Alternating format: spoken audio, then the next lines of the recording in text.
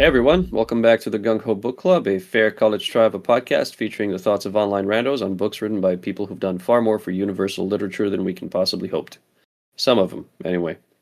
My name is Costin Becchiano, but you can call me Kazi, and I'm to blame for most of the stuff happening on this blog, for better or worse. With me today is my longtime friend and self-avowed sword and sorcery scholar, Cowboy Cam Wooten. Howdy, howdy. And this is a bit of a special edition of the book club, since we're not actually looking at a book, but rather a comic book, which is A Queen of Mars, first published in 2024 on Kickstarter. It is by Michael Byers. Fair warning, we're adults who like to hang out and use adult language together. We're here to, well, read this comic and talk shit. Copious amounts of nonsense and spoilers follow. For those of you that might be following, or have done for the past podcast episode, we had a look at Chuck Dixon's Guns of Mars, and we were kind of, I guess, taken aback by the whole positive outlook that people had on it after we didn't like it that much. Yeah, we were very unimpressed by one of Dixon's works, which is odd for us because we like Dixon's work. Yeah, doesn't really happen all that often. So we've been sort of brushing up on our Barsoom here and there lately. It's been a while since we recorded that. I don't remember. It's probably been a month now. Yeah, probably. It is now the end of March when we're doing this, and so I shared our review in a Edgar Rice Burroughs fan group, and people didn't really interact much with it. But Mike Byers reached out, and he's like, "Hey, if you guys want to review some more Barsoom stuff, I've got this comic." And it turns out that Cam had already backed it. He's got the pretty fucking hardcover of it. That is a very pretty hardcover. Kind of dipped out of comics just as a bit of a background. It was probably pre-plague times when I still had a pull list at my local store. And I've got a few long boxes worth of them, and I'm pretty vanilla, I'm a DC fanboy. I like my Alex Ross. I think Rob Liefeld's feet and pouches are laughable. Not his feet and pouches, but the ones he draws. Maybe his. I don't know. I'm not a foot guy. Mr. Liefeld might have perfectly fine feet. It was refreshing for me to go back and look at a comic, and there are certain parallels that I'm going to draw between this one and, funnily enough, a Mars Attacks one. Oh, okay. A Dynamite Mars Attacks line, which I actually forgot to pull up in the pre-show, so I'm going to have to... Is that the one that Red Sonja crosses over with? No, not that one. Because there's a Mars Attacks Red Sonja one by Dynamite, and that one's wild. I know. I'm not going to say it's good or bad, it's just wild. Mm-hmm. Because why? I mean, at this point, everyone's crossed over with Mars Attacks and Red Sonja. Yeah. This was the Kyle Starks, Chris Schweizer series that came out in 2018. I've not read that. The only Dynamite stuff I follow is like Vampirella and Red Sonja. Everything else is kind of just backgroundy type stuff. Although I do have some of their John Carter stuff. Mm-hmm. Yeah, well, I read some of their John Carter stuff way back when, I guess. I think we were talking about Deja Taurus as well, which was Dynamite, I believe. They have a Deja Taurus one too. Yeah, no, I didn't even know they did regular Mars Attacks comics. But okay. Yes, so I have the trade paperback of this, and before I forget, I'm just gonna mention here that the reason I brought it up is because. So comics are, to me, obviously, first and foremost, a visual medium, right? So they, you keep with them long term for the story, but they live and die by the cover of the first issue and the variants and just how strong the art is coming out with the first issue. Yeah. So I didn't expect to like that Mars Attacks line. But no, this artwork looks awful to me. Looks shit, right? It looks so bad. It is the bare minimum that you can do. to get it's like webcomic level. Yeah, like I kind of like the default cover, but like The covers outside have of nothing to do with the art yeah, generally. They're like trading card stuff and weird contrast looking things. They're nice covers in the line. yeah, but then the interior pages, this looks like something you'd see in like the Sunday funny papers. Right? I know. But the comic's amazing. And I'm not saying the art for A Queen of Mars is in any way like that. Like this is light No. years beyond that. But there were some aspects that I didn't like, and the reason it brought this particular thing to mind, other than it being Mars, um, is because of some of the facial expressions that the characters have later on. So it wasn't as obvious with the first, is it 2 chapters or 3 chapters that the story runs for? It's 3 chapters. It's a Queen of Mars, Medal of Mars, and Queen of Thorns, or Queen of Thorns, Medal of Mars. One or Something the like that. other. I don't know. So it wasn't as evident with the first chapter, but once the dialogue starts being more involved, I guess, and more scenes featuring dialogue between multiple characters, I found myself not liking some of the facial expressions because they were dramatic in a very cartoony manner, Yeah. and it brought me back to my brain just went, "Oh, you read Mars Attacks by Dynamite," and it's kind of like that. Okay. But everything was very cartoony and very dramatized in that series. Yeah, and like in general, like the artwork in this is like not as I don't know. It's not my flavor of art in comics, but it's done well. It is. And It is competent art, and it's nice to look at. And yeah. And like some scenes I like better than others. Some scenes the artwork really picks up and I'm like, "Oh, okay, that's really cool." But others, yeah, like you said, some of it's a little too cartoony. I feel like everything with the green Martians on it looked great. mhm. There's Uh, something different about the first chapter in terms of coloring, I feel as well, or at least contrast or something. yeah, it's everything's a little more like washed out in the first chapter. A bit more muted, and I think that suits the comic better than what comes after it. Maybe it's just the Well, yes, but also whenever you start chapter 2, Metal of Mars, yeah, it's way more colorful. yeah. So as soon as more characters appear and more faces appear and more emotion starts needing to be conveyed, there were some expressions that were kind of bordering on cutesy. Can I say that? Yeah, yeah. So exaggerated, almost theater style, exaggerated expressions. Which again, the art is competent and fine, and the coloring is great. The inks are great.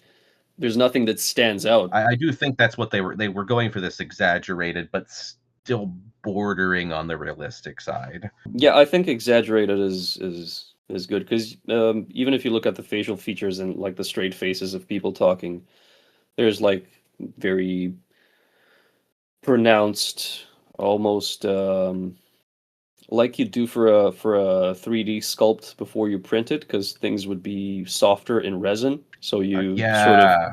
exaggerate stuff. So it's Mhm. kind of like that, but again, not in a bad way, just in a, you know. No. Like I said, it's not my preferred art style, but it's a competent art style, does what it does well. Hmm. And I'm sure a lot of people love this type of art. Um, Right, right. I mean, I prefer a more Panel flow is also fine. oh, yeah, yeah. The Splash dialogue's pages come good. about. Yeah, yeah. There's nothing that really stands out like a sore thumb, No. but might not be everyone's cup of tea. No. And, speaking of not being everyone's cup of tea, the nudity in it will probably bother some folk. Yes, Now, but obviously, it's not something for children, yes, but if you look at the original stories, unless you're weird yeah. or French. I don't know. If you look at the original stories, they're all supposed to be naked.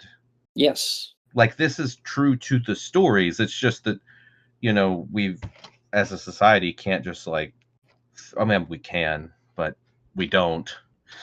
We don't want the nudity on Mars, so we always put them in like bikinis and like loincloths, and we Strategically placed loincloths, yeah. yeah, or like just little like something covering their nipples or just whatever. Maybe they're standing a certain way to where you can't ever fully see them. Right. You get like Eh, half a butt cheek, like half a hairy butt cheek. Or maybe not yeah, hairy, I guess, because it's Hollywood, so and like other companies, like Dynamite, I think has that good middle ground where they very strategically place their characters to where nudity is implied but not seen. right, right. Um, but even they drape a little bit more on the characters than what should be. Hmm. Because some panels you literally just you can't draw them without all of their stuff hanging out if they're naked. Right. Speaking of stuff hanging out, we were talking about this in the pre-show. There's a lot of flaccid dick Oh yeah, in this it's everywhere. comic. This is not just some like Gooner comic that is just like have like big titted women just running around everywhere. There are every dude is also naked. Yes, Um, and the tits aren't even that big. Like, I'm disappointed. No, I'm kidding. Um, so we were actually remember when we did Graham McNeil's Wolves of Winter, yeah, and it didn't get funded, and I was checking what other comics were running at the same time, and there was a lot of Gooner shit, and I mean like a really lot. pro level, like PGA Gooner level stuff. And Hmm. the stuff that just didn't make sense, scantily clad women falling through the trees and the branches ripping off their clothes, and then they're Yeah. suspended by like jungle vines and everything's dangling on all that sort. This is not that. This No, actually makes sense in the setting, and being that it's an independent comic that was crowdfunded on Kickstarter in 2024, had a follow-up in 2025, and there's actually another one um, currently crowdfunding. yeah, issue 4, I think it is, because the one that came out before was like a It was inspired by, it was also yeah, it's like a spin-off or like a intermezzo or whatever, like intercool. I don't know exactly. hmm I have it's it, but I've not it's read it. titled Queen of Mars presents Death and Throxus. So Yeah, maybe we'll look at that as well. yeah. What was I saying? I forget where I was going with this. Flaccid penis. That's what we were talking about. What? Thanks. Which is crowdfunding now. It's book 4, The Heart of Mars. Yeah, And I spoke to Mick and asked about the placement of this, and he said it doesn't pick up precisely where the other one left off. It's more of a sequel type thing. So a gap of time passes before this takes and place. I assume that's where Death and Thoroxis takes place. That would be in that. Could be, could be. We Yeah, but I can, don't know. yeah, we can check. But the main idea is that this is the setting that Edgar Rice Burroughs created, and this is the way that it looks without any garnish, if you will. And because this is an indie comic, you can do that without having to kowtow to publisher or The old comic book authority that doesn't really exist anymore, but it does in spirit. so public opinion might be like, oh no, this is like naked women running around Mars. No, this actually like naked women do run around Mars, But also naked men run around Mars too. but also naked men run around Mars and everything dangles. And naked And Tharks as well. what we were mentioning with that in the pre-show stuff was that you brought up that like they're all like flaccid, like they're just used to seeing these naked women all the time, so it's not like something that they're gonna be like, whoa. It's very Um, matter of fact. Yeah, nothing's pointing north yeah, in this comic. and I think that kind of goes back to like if you think with like say with the Bible with like the Garden of Eden, like that's the way humanity was supposed to be. We're supposed to just exist and like they were naked and they didn't realize they were naked until the whole fruit and Satan and the snake and all that jazz. But like I would say this is kind of representation on Edgar Rice Burroughs's part that they're picking up on Mick is and putting into this of like this is kind of humanity ish at its like perfection, where It's they're not, purity, yeah, basically. they're not lewd. Hmm. It's just they aren't in the nude, but that's just matter of fact, and no one is like, I don't know, just, Flaunting it. yeah, nobody is just like gooning over it on Mars. They're just like, yeah, everybody's naked. That's what we do. Yeah. This is just the status quo. Hmm. Right. Like clothing is Um, anathema to them. yes. Yes. Something that I'm sure there's an Anakin I hate sand joke in there somewhere. Oh, I'm sure. Yeah, of Seeing as course. this is Mars, but Irritating. um, Gets everywhere. should have had a loincloth, strategically placed loincloth. But Yeah. the art's fine. There's no in your face tee-hee gooning Yeah. going on. Everything adheres to the way that this was presented from the very first book, which I'm currently rereading and enjoying. Um, what about the story? What do we have to say about the story? Right before we move on to the story, I will say Mick was also very smart, and he understood how Kickstarter works, because there are tons of variant covers, which most certainly are Gooner covers. Yes, Tons of them. Tons and tons and tons and tons of them. I've seen that with many, many Kickstarter, not just this type of like scantily clad stuff, but just comics in general. People really like their variants. Um, Yeah.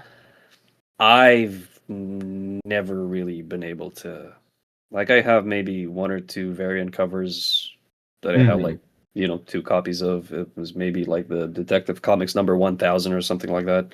Yeah, especially with like, the mainstream publishers. I'm not buying like a variant cover for every single cover that I think is cool. Right. Like, especially like with the hardback of this thing too, you get those covers in the back. Hmm. They're all there. Yeah, I've got a few variant covers of things, but not like some people where they have to order all like 600 variant covers for the newest Spider-Man comic that comes out. And I'm like, dude, these are $5 a piece. It's strange. I mean, I guess no kink shaming, but some kink shaming. Because I guess variant covers are a bit of a kink. Oh yeah. Um, but kudos to him for understanding the market and being prepared with and leading with tons of variants.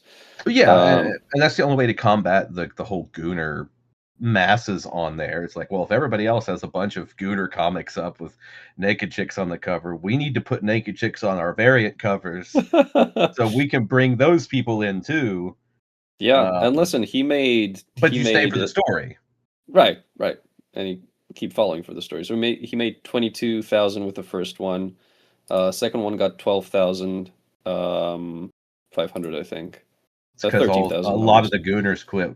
A lot of the Gooners quit. That's what it Probably. was. This one's funded. It's got 152 backers. I'm checking the backer count.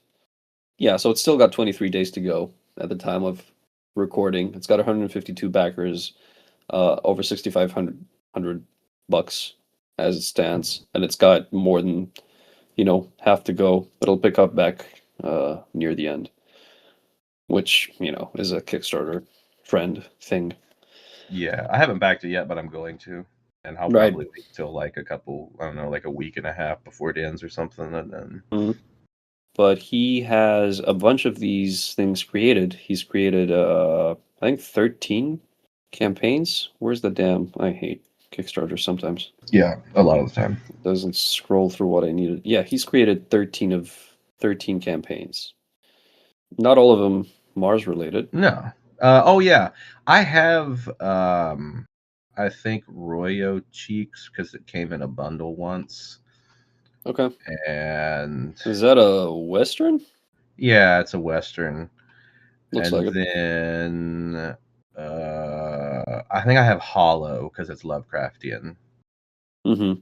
but I've also not. Lovecraftian horror story. Okay. I've not yet read that because it's me. Because you hoard. Yeah, I can relate. I hoard minis mostly these days, but yeah. So, story. Yeah. So the story. It takes place after, I believe, what is it, book 4 of the Barsoom series? Warlord, right? Oh, but after book 3, yes, after the Warlord of Mars. Yeah. Because Thuvia is book 4. Yeah. I've only ever read the first 3, and it was probably more than 15 years ago. So Yeah, I mean, it's not been that long for me. It's probably been about maybe 7 or 8 years. But I'm just now getting reacquainted with everything because these were one and dones for me in a time when I was reading like ravenously. yeah, this was back in my, like, I just jumped from book to book. same. Because I had this big idea. I read all of them, and then I was like, I'm going to read all the Tarzan novels. So then I bought, like, all the Tarzan novels, and guess what? I ain't read a damn one of them. I So, think the last Tarzan thing I consumed was George of the Jungle. hey, that's a good movie. It is. It really fucking is. It has Brendan no right Fraser to be is that the good. man. Right? Right? Last Tarzan thing I read was the Sherlock Holmes crossover that There's a Sherlock Holmes crossover with Tarzan? yeah, it's written by, oh my god, it's one of those guys that he created, like, the Walt Newton universe of pulps. Oh, you've mentioned Oh, that I can't think before. of his name. But yeah, I can't think of the name of the book either.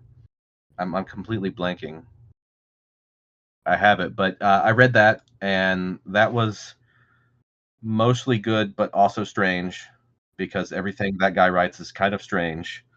And it was like Tarzan appears, Holmes and Watson appears, um, the Shadow is in it.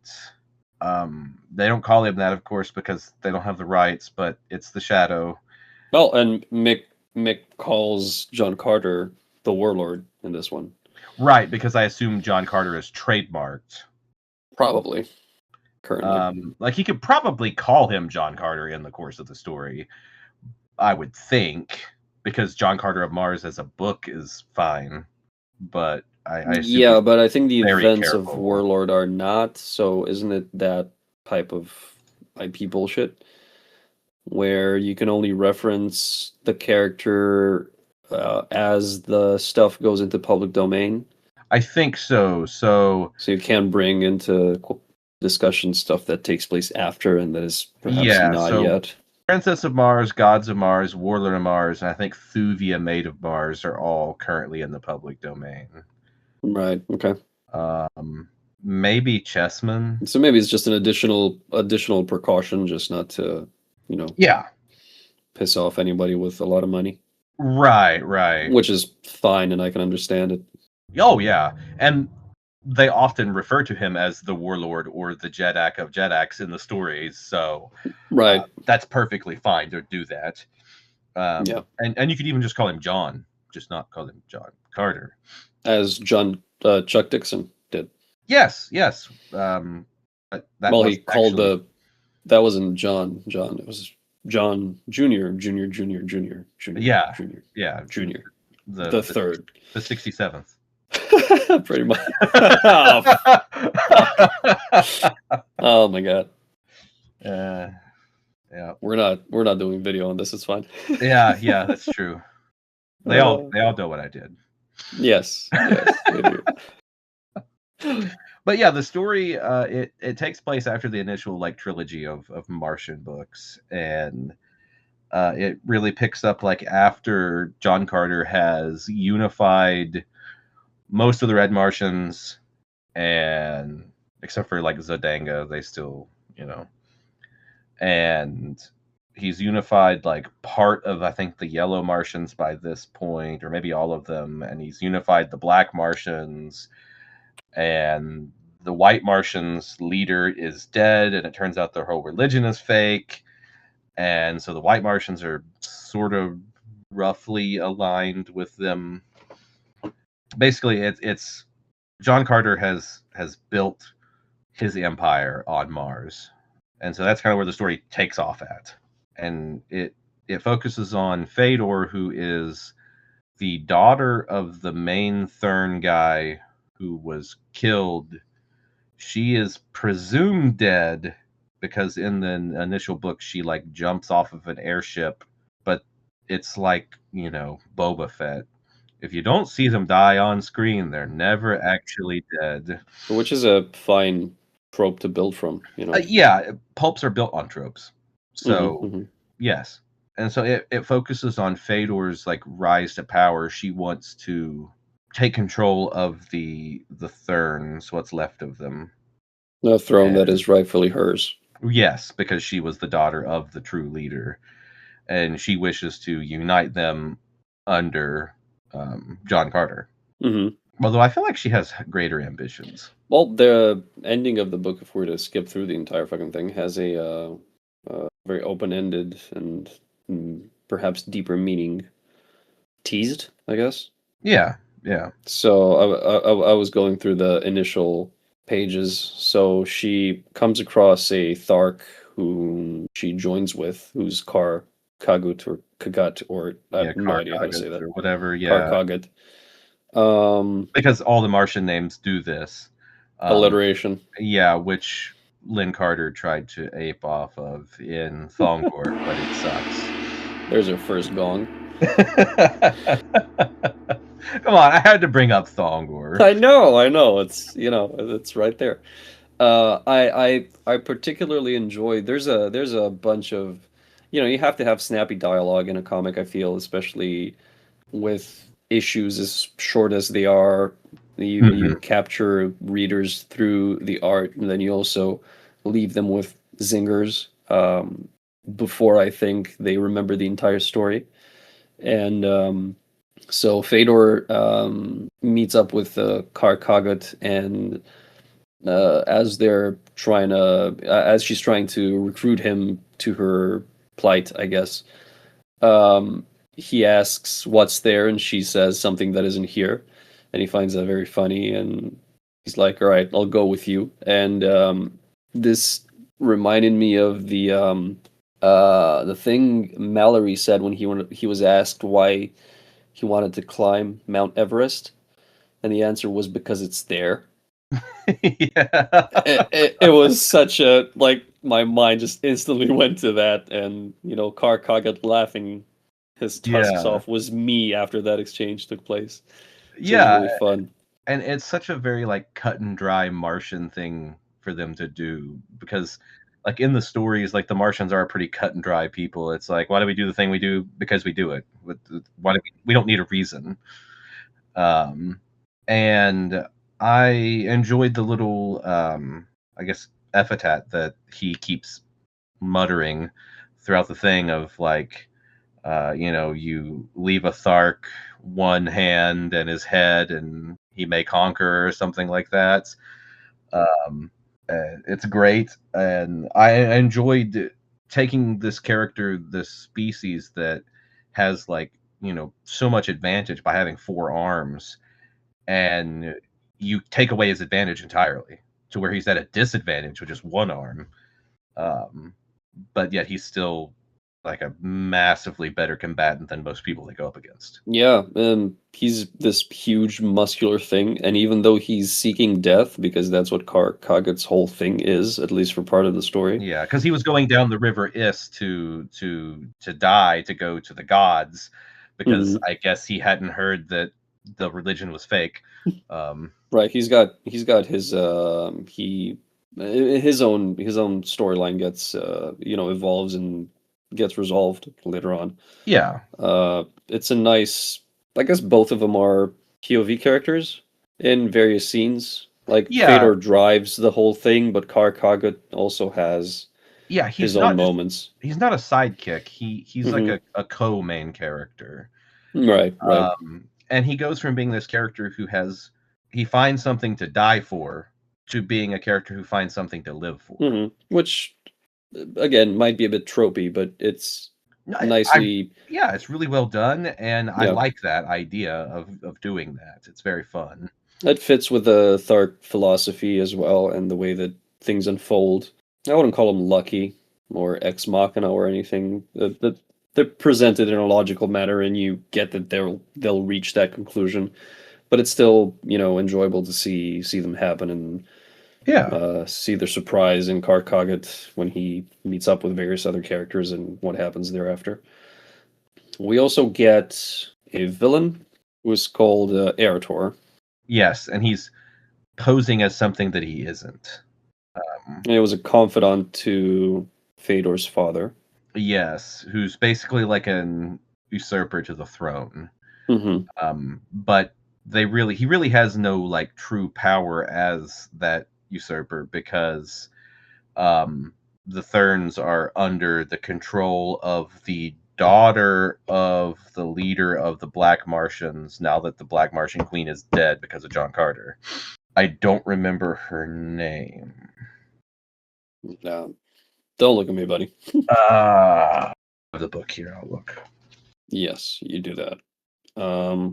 I will say that while most of this stuff happens either inside or in very contained environments, there are certain scenes where you get these sprawling vistas, which really help to, hark back to that kind of setting we were looking for but didn't find in Guns of Mars. Mm-hmm. So, and there's still this epic struggle that goes on, even though, the tribes are united. They still go on a pretty hefty and like combat laden plot to reach the end. Yeah. And Erator's face, man, just fucking screams that I'm gonna draw the villainous villain I can possibly. He so much reminds me of Denethor in Lord of the Rings. Wow, yeah, that's a good shout. And Erethdor. And Wormtongue as well. Yeah, he also gives a little bit of Wormtongue vibes, yeah. Yeah. So I found who it is here. So the leader, who's the true leader, the power behind the throne, Mhm. is Istar, the daughter of Zodar, Jed of the Firstborn, and the Therns. As the warlord decreed, she serves as Jed Dara until his return. And for the uninitiated, Jeds are kings and Jedaras are queens on Mars. And then Jedaks are like emperors. Mhm. King of Kings. Yeah. But Yeah. yeah. So the white Martians, because of their horrific manipulation of the populace, they are not free. They are under the rule of the black Martians um, for the time being. Do we want to talk about his whole villain plot, Erators, or no? I think what happens and what's revealed near the end is fairly interesting to discover. Yeah. So we'll just move right along there. But yeah, And yeah. this I guess kind of brings us along to what I wrote that little blurb about. Mm-hmm. Yeah, so I just want to go through. Yeah, go ahead. The heroes end up getting a little in over their head, and they do pick up more sidekicks along the way. Yes, yes. It turns into this very enjoyable ensemble. Which do it if there's another complaint I may have, is that it does go by real fast, like, which is, I guess, true to form because it's a pulp. Yeah. Like it's the pulp. Everything goes at breakneck speed because it's a comicized version of a pulp. Yeah, yeah. Whereas it would almost, I'm not going to say it would be better, but you almost want it to stay longer where it's a comic so you can see more of the artwork. And you want the characters to explore a bit more of, uh, I guess, each of their relationships. Yeah, the relationships with each other. Yeah. Karkaget's relationship probably gets a better exposition dump and like explanation than Than Fedor's. Yeah. Yeah, yeah. I felt the same way. So I hope that in the future they kind of expand upon the stuff with Fedor. Mm-hmm. Yeah. Kind of learn more of her, and then there is a little bit of that towards what is it, the end or something. Toward the end, yeah. Yeah. It's the latter third of it. Yeah. But they also get, the fleet comes in for the rescue as they. Yes, the helium fleet. Spoiler alert, by the way. Yeah, because they get in, like you said, they got in way over their heads, and the cavalry has to arrive. Yeah, The yeah, air cav. yeah. And then the ending teases the currently crowdfunding part of Mars. So it's going to be interesting to see what happens in that one.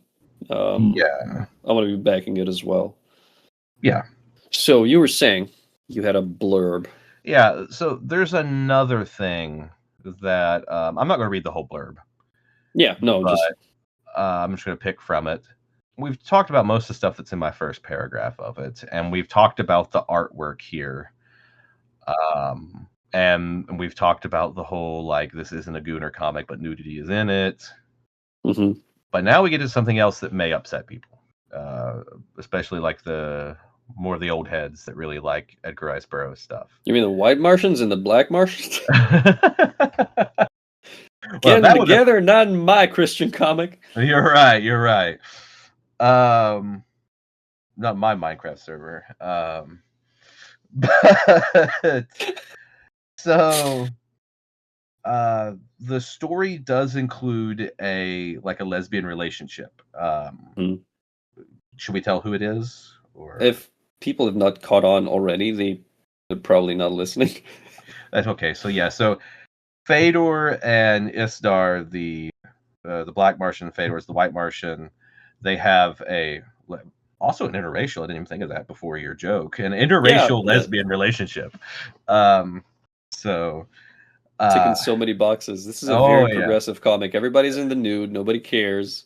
Mm-hmm. There's They're all a bunch of same-sex and interracial relationships in space. in space, and it's this coalition of diverse peoples. Right. You've got the physically challenged Thark. Right, right. You Who know, is you a reduce savage, who's a savage as well. Yeah, yeah. Yeah, So so uh he is neutered almost. mhm. But he's still a badass because fucking Tharks, man. Yeah, and then you've got the red man of Mars. Right, right. There's a little bit of everything for everyone. Right. But this is not a cringy diversity is our strength comic. This is like the real deal of that rather than just the cringe platitude. Um, and so like it's not really like woke. So I know people are going to say the story is woke because there's a lesbian relationship in it. I know it. There has to be people out there. There's people that cry woke about literally anything that ever happens. Yeah. They Uh, wake up and cry, woke. You're like, yeah. yeah, we know. Go back to bed. But and while this isn't something that I don't think that Edgar Rice Burroughs himself would ever put that into the stories. A, because Probably not. he's a product of his time, and B, also when it was written was the 1920s. So hell, actually even older on the original ones. It's like 1917 on the first one.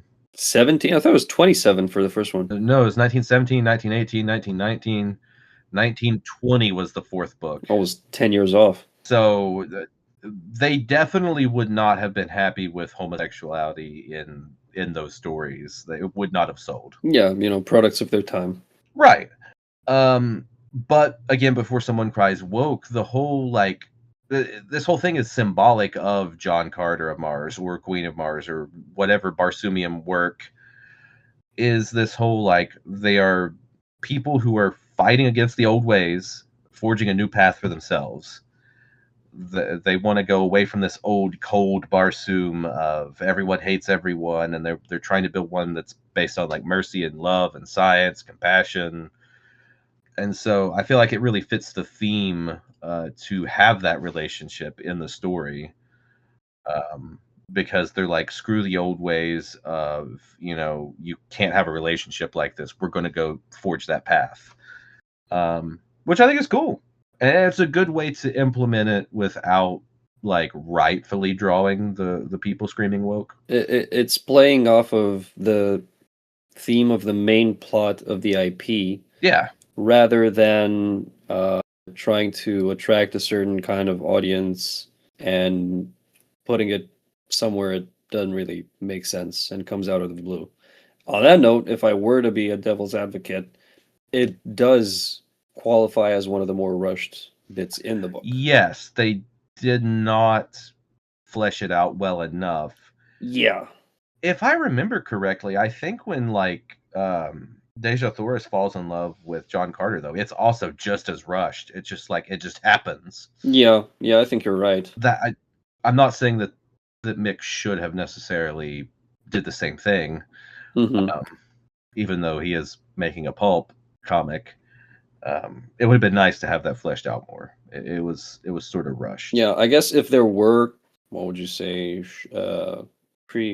foreshadowing. Yes, I foreshadowing would have been better. I kept coming up with foreskin because I'm flipping through the comic. I was like, precum? No. Foreskin? No. Fuck. Get these flaccid penises out of my face. I need to find They're just flopping dialogue around. lines.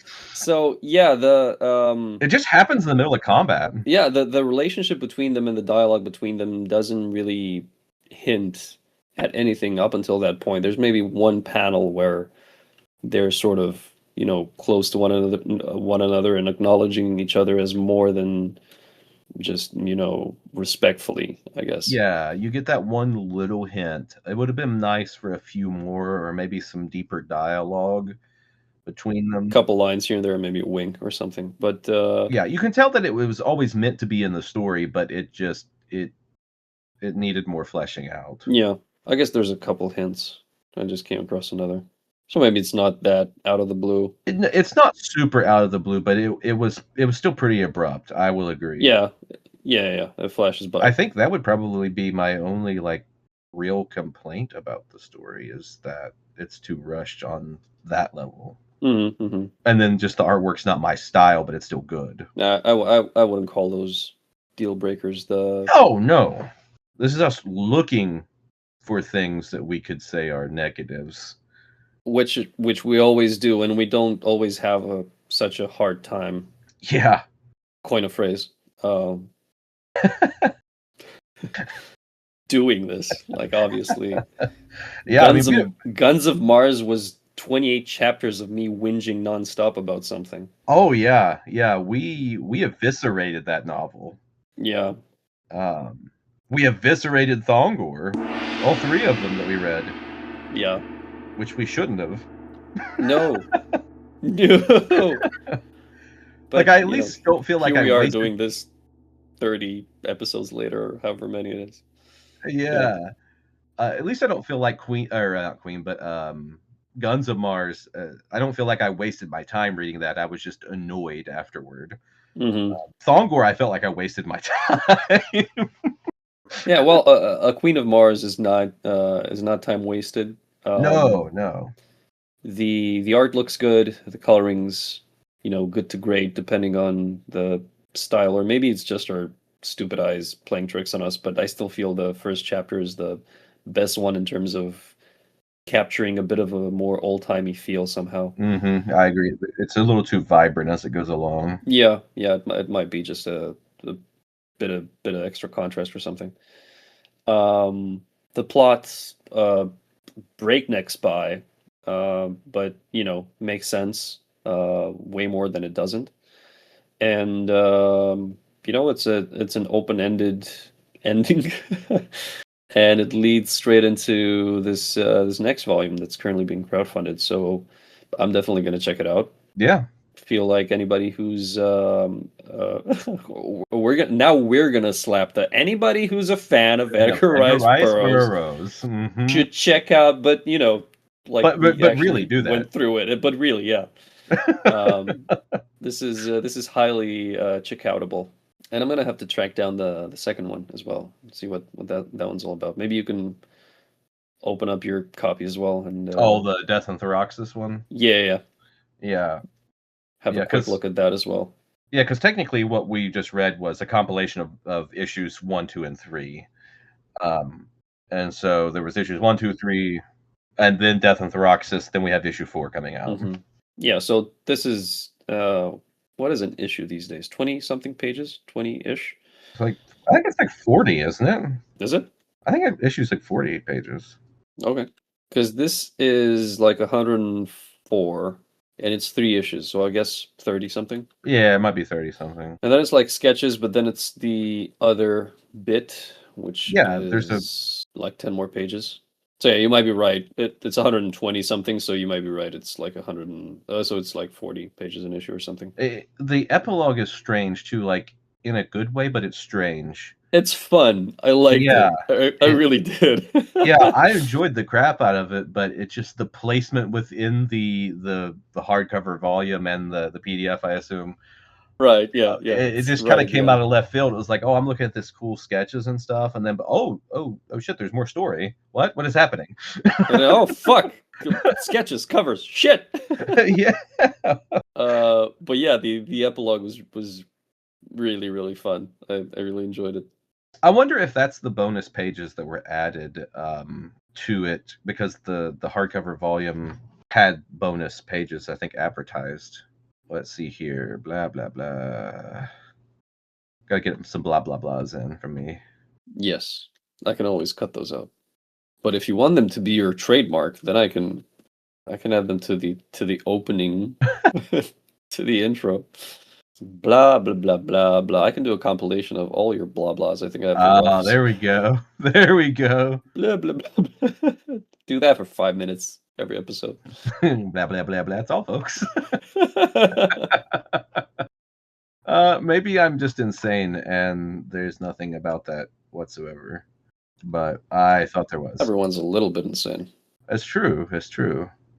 Maybe the extra stuff was just the note sketches, process pages, and the cover gallery. See, there was also in that Don't Let Me Finish sketchbook that he made, there was a Panthen set story and some Martian art. So maybe we'll see that Panthen story somewhere. Maybe it'll be in the next volume. But yeah, definitely read this story if you like Edgar Rice Burroughs and you like comics. If you don't like comics, I would still recommend reading it because it's quick. It really is. And it fits the canon as far as I remember. It's a quickie of a comic. Have that on your front cover. Yeah. It's so in quick line. that all the guys in it remain flaccid the whole time. Oh man, over before you know it. I'm not sure how Martian anatomy works in that regard, but I know they lay eggs, like actual eggs. yeah, So I don't know how that works. maybe it's like a chicken egg rooster kind of thing. Yeah, probably. Let's not get into that. We're not getting into the science of it. I'm so glad that Edgar Rice Burroughs did not do what Lynn Carter did and put a like 5,700 word blurb of the science behind these things. The sex annex of Barsoom. Yeah. That would have been a bestseller in and of itself. Oh yeah. Imagine all the sketches. Imagine the Kama Sutra with like 2 pairs of arms. The Barsuma Sutra. That would be Barsuma Sutra. That would be great. Gotta have 4 All arms. right. It's Barsoom.